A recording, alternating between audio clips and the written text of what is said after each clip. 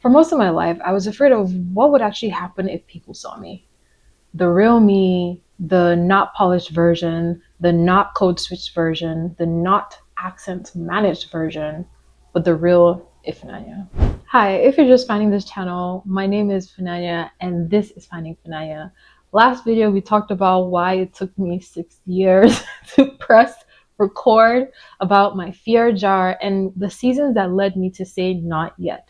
And so in this video, we go in a little bit more deeper into why, because starting something is one thing. Being seen while doing it is a whole different fear. And that almost made me feel, or that actually almost made me invisible.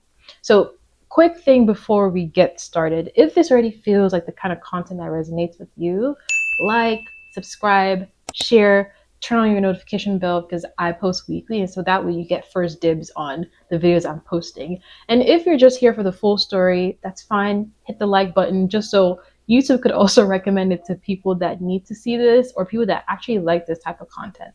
All right, let me take you back to when I realized I had a quote unquote visibility problem.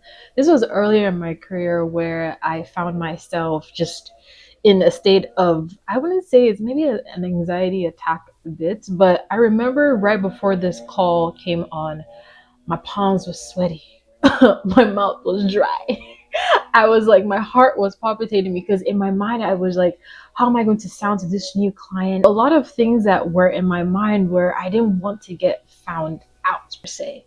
And so during the course of calls that I've had over the course of my career, I've had moments where I would have to maybe sometimes like go and practice in a mirror or just say words a couple of times so I don't stumble on them during the presentation of the meeting, which now it sounds crazy. But everything from my heart rate being up, my face feeling warm. I'm not a sweaty person, but my hands already started to feel like clammy because I was just about to talk to the client. But that feeling, I thought it was nerves or it was maybe a stage fright or something like that. But one thing I've realized, it really wasn't about the stage. It was about what I thought would happen when they really saw me.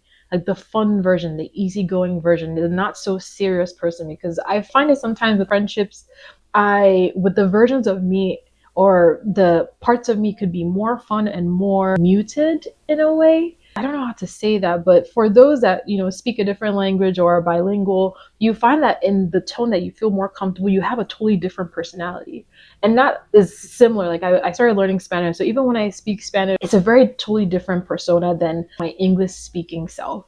So that's how I felt to like manage both versions, especially when I was dealing with this visibility problem. Growing up in Nigeria, I was Ifunanya.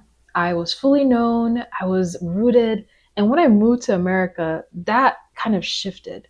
I hid my accent, not because anyone told me to do so, but I learned real quick that the way I sounded affected the way people would see or treat me. And so I didn't like that feeling at all. So I managed it. I translated myself. I started answering a name that was always mine, which is my English name versus my Nigerian name. But that didn't really feel like me. And I pushed Ifunanya to the side that became the only name that was known to people that I was close with or even at family. And at some point, it wasn't really used at all.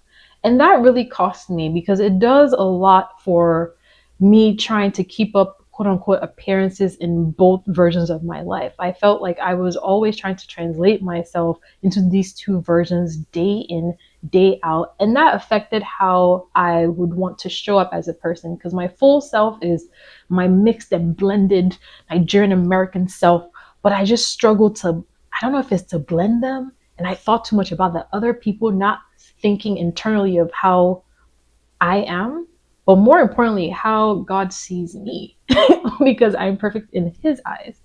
And I have thought about this for years, but do you know how exhausting it is to translate yourself for more than a decade? It's like you're losing the original text. Then one day something broke through. And this cost me day to day. I was always thinking and always translating myself in two different versions. How do I show up at work? How do I show up at home? And I know we say come with your full authentic self. that to me sometimes didn't really translate well. And I realized being seen doesn't kill you. Hiding does. Slowly, quietly. And it catches up to you. And that's what happened to me. Being able to, for years and decades of running simultaneously two versions of myself, also did contribute to my burnout because my brain was over functioning already with the stress from everything. Sorry, I digress. All right, back to the story. Being seen doesn't require approval. Being seen doesn't require even being understood. And it definitely doesn't require you to be ready. One thing that I would say that it does require is that you're present with who you actually are, not the version of you that you're performing. And one thing that I will say is that I wish someone would have told me that my accent wasn't something to be managed, but it was something to carry, something that is the sound of where I'm from, right? And so for you, what's one thing or one place in your life that you feel like you've been managing yourself to make other people feel comfortable? Just one thing. Drop it in the comments and let's see each other. The women I admire are not the ones that have it all figured out. They're the ones that walk into a room with their full selves, with their full chest, with their accent, with their story, with their beautiful hair, with the uncertainty and all. And they trusted that everyone and the people would receive them.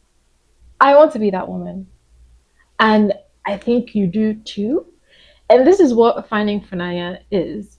It's not my rebrand, it's not a highlight reel. It's a woman in real time learning to be seen. And funny enough, even now I think it's just a random thought, but I know Ifunanya as a Igbo word means love, but if you break it down literally, it means to see with the eye. I think I just had a little moment. And I think that's really key for this season that I'm in, to be seen. I want to see you, please see me. But let's do that together. If you've made it this far, thank you. Honestly, this was not an easy video for me to film. And so if this resonated with you, I'd love for you to subscribe. If you feel like you have someone that you want to share it with, go ahead and share as well. So hit the like button, hit the hype button, and also the notification bell just so you could get notified on when I post weekly. My next video, I'm going to link it somewhere here, but I talk about how I'm making a really difficult/tough decision. And so I want to make sure that you follow along with me. So I'll see you on the next video and have a beautiful day. Bye.